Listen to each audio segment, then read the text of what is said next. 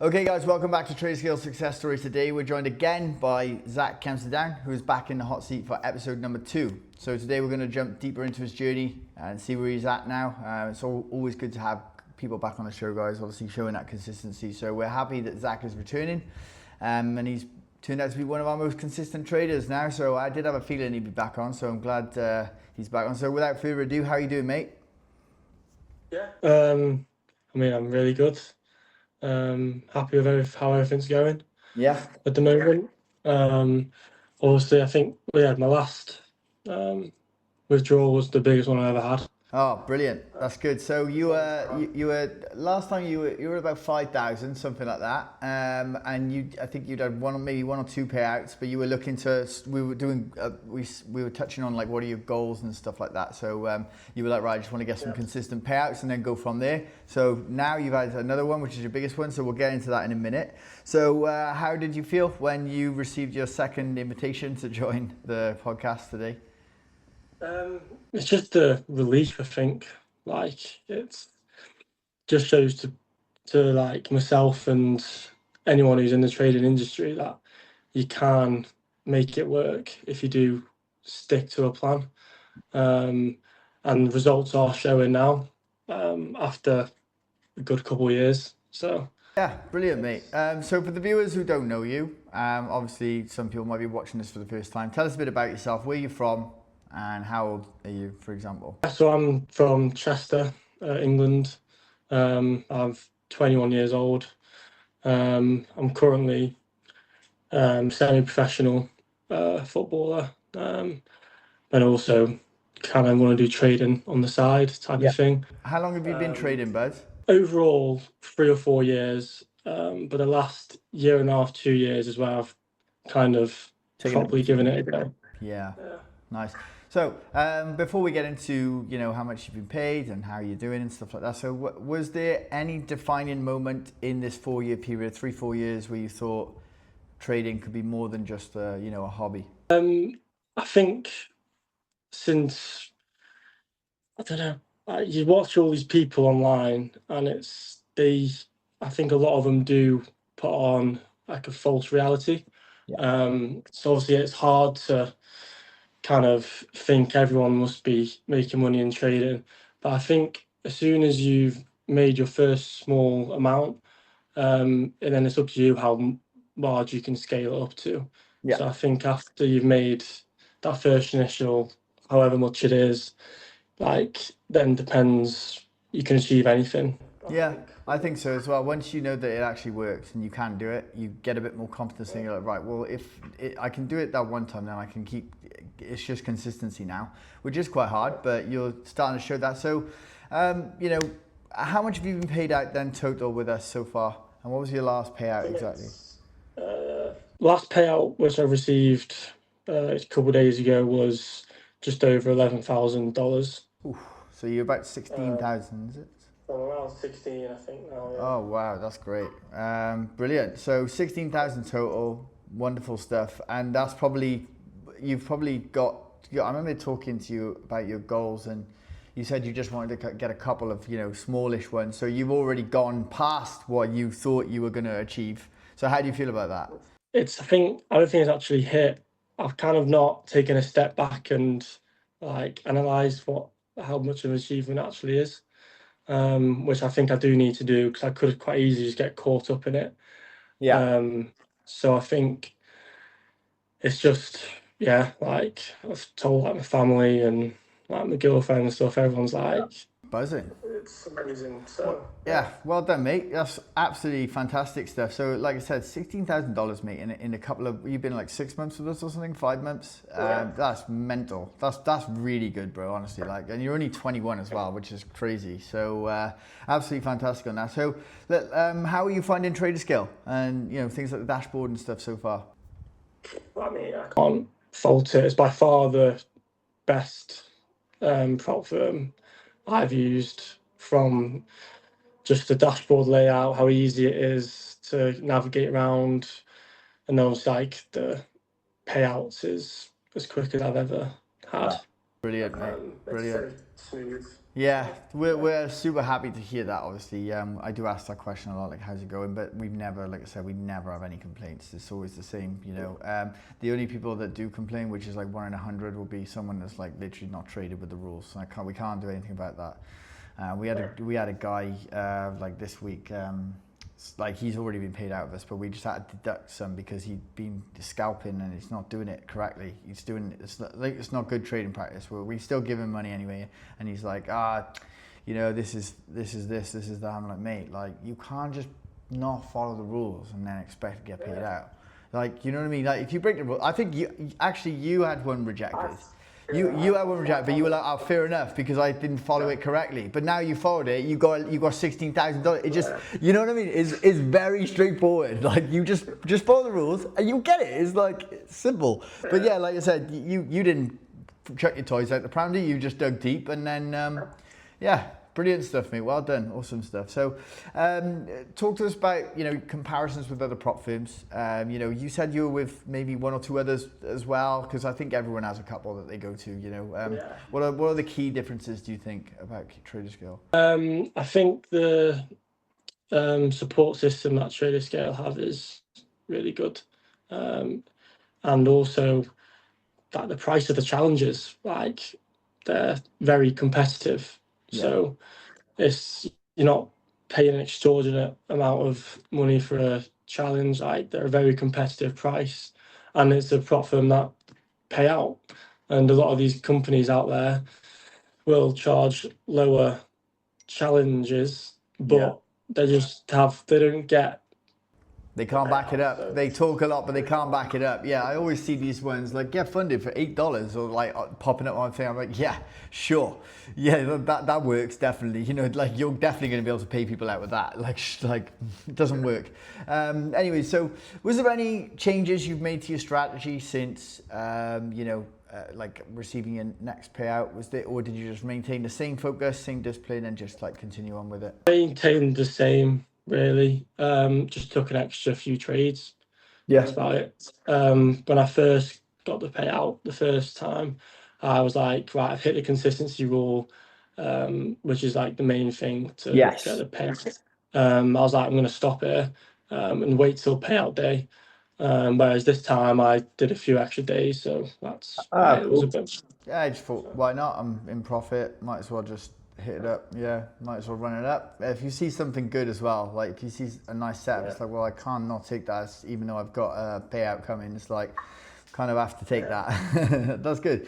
So, talk to us about, you know, again, for the people who don't know you, is there anything that's helped you get to where you are now in terms of your habits or routines? I think a big change that I've done in the last couple of years, probably 6 months to be fair, is stepping away from the markets when it's not going your way.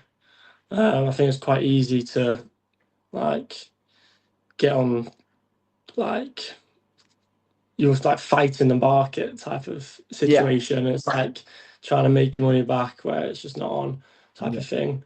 But also I think keeping a good routine is as in physical activity. Because I think if you have a good routine, going to the gym, running, doing exercise, will transfer on to. 100% agree with that.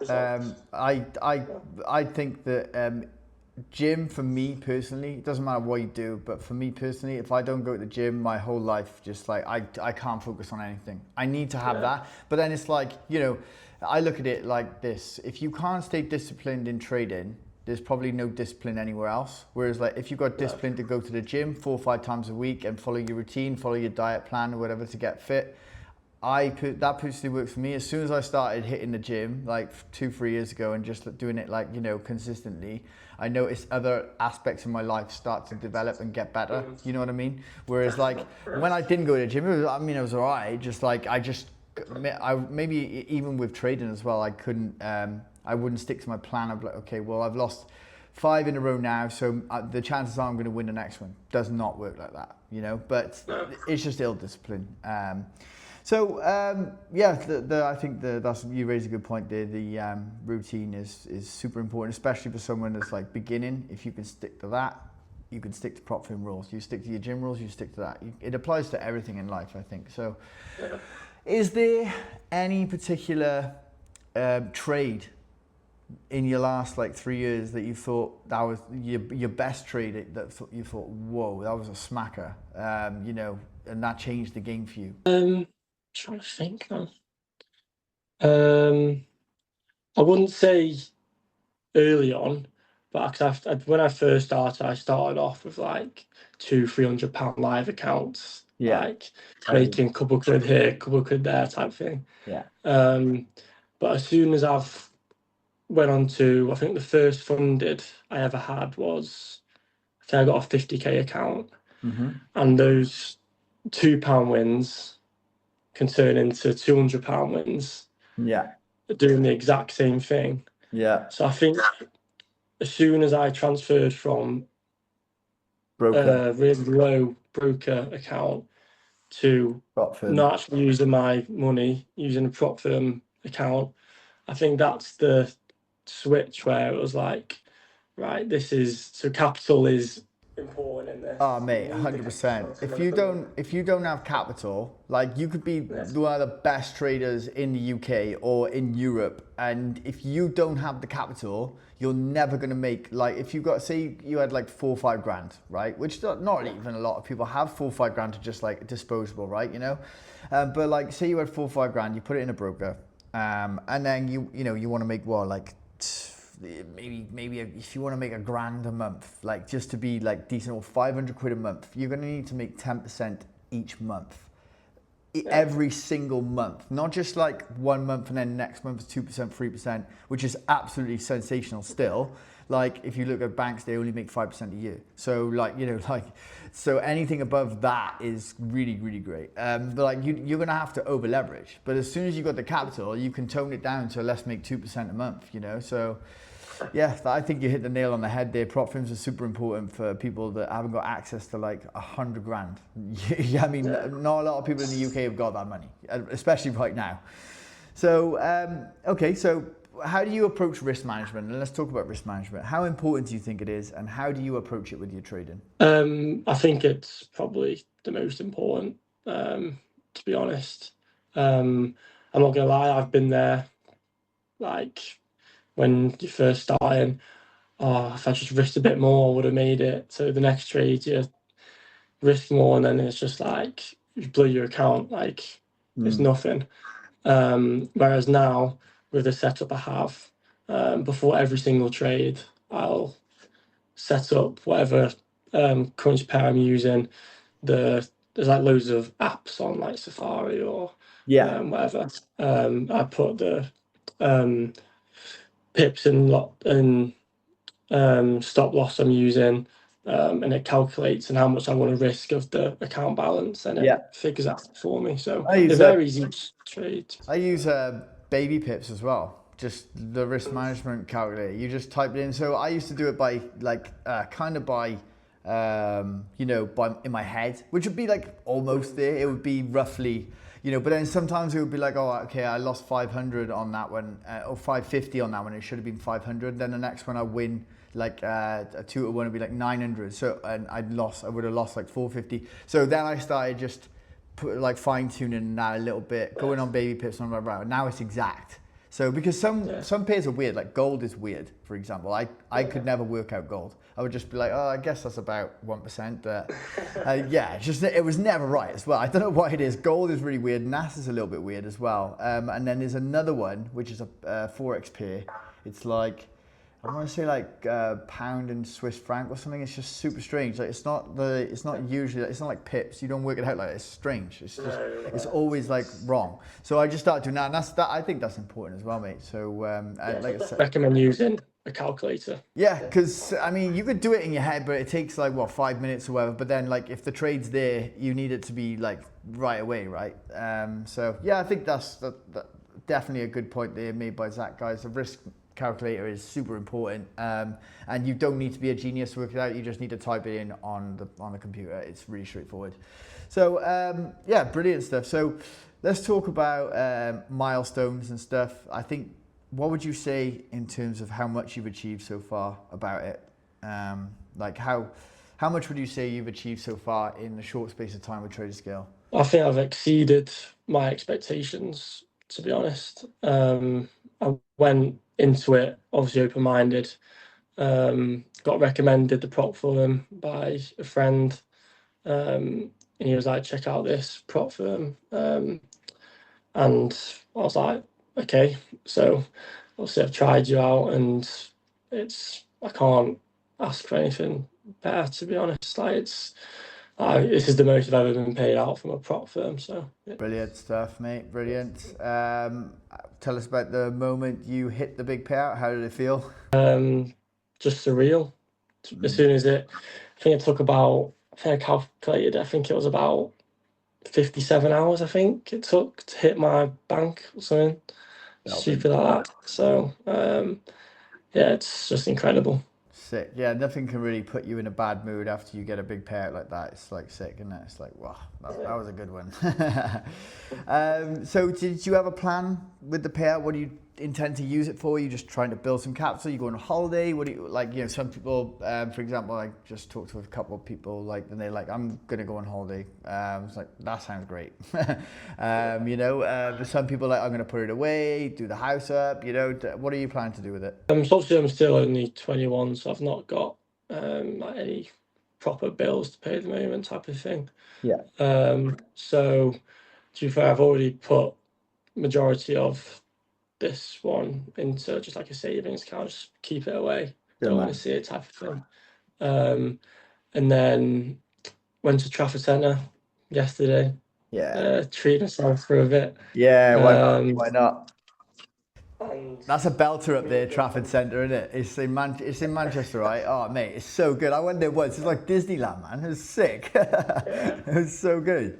and me and my girlfriend are saving up to go and travelling. Ah, nice. So we're just Yeah, nice.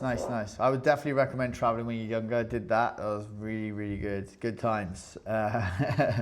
So, what about, let's talk about your goals now. Obviously, you've exceeded your expectations, which is, we always welcome that, don't we? If we've gone a bit faster than we expected, we love that. So let's talk about, what do you plan to do for the next 6 months and then next year? I think next 6 months is just to keep grinding, to be honest. Trying to stack as much capital as I can going into 2027.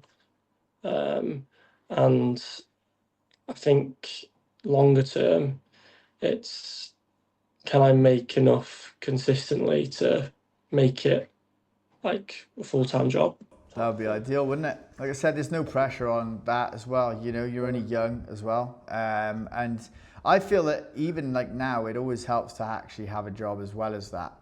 Just because then it's like, okay, well, I didn't actually make that much money this month, but I've still got my job. So I found that when I went full time once, and I was belting it for about 6 months. I was like, yeah, sweet, mate. And then like I didn't make any money for 2 months after that. I was like, I need to control my spending habits. Like, you know what I mean? But I also felt that when I was trading with a job, I was a better trader because I wasn't like, okay, well, I need to kind of put this on where I was like, well, this is like a B setup. I should put it, I can leave it alone. Like I said, you said it yourself. It's nice to just like, okay, close the computer. Actually, this week is not even a trading week. You know, it's just, the markets are shite. So especially with President Psycho, you know, spouting off all kinds of whatever the fuck nonsense he says. I think gold today went up like stupid amount. I mean, it's always something he's tweeted or something as well. Like if I'm like, oh, why the fuck did the market do that? Oh yeah, wait there, he just tweeted a picture of him being Jesus like 2 seconds ago. So that kind of makes sense. So any mindset shifts now that you've got to a level that you know you're probably in our top 30 paid traders now, maybe 40. So any mindset shifts since that? Getting to number one. Yeah. You want to get on up there? Okay, fair enough. I think you've got to always, like I said earlier, you've got to sit back and actually appreciate what you have achieved. But I think the best, like the most successful people, businessmen, entrepreneurs, they always look for the next milestone and thing. So I don't see why I can't keep going and progressing in the same. Yeah, why not, mate? Like I said, you're 21, and I think, well, if we all go on stats, you're the highest paid person under 23, 24 we've had on you, I think, maybe. Usually people that are like a little bit older, like 30s, they're the ones that get the bigger payouts. Maybe, I don't know what it is, but usually youngers, they're not as good. So you're already like way ahead of like people, at your age, way ahead. So wonderful stuff, mate. That about wraps it up. We're just checking in on you, whatever, and I'm sure we'll have you back on for another one. Just take your time now, keep going, and yeah, we wish you all the best, and we're really happy to facilitate your success. It's Traderscale.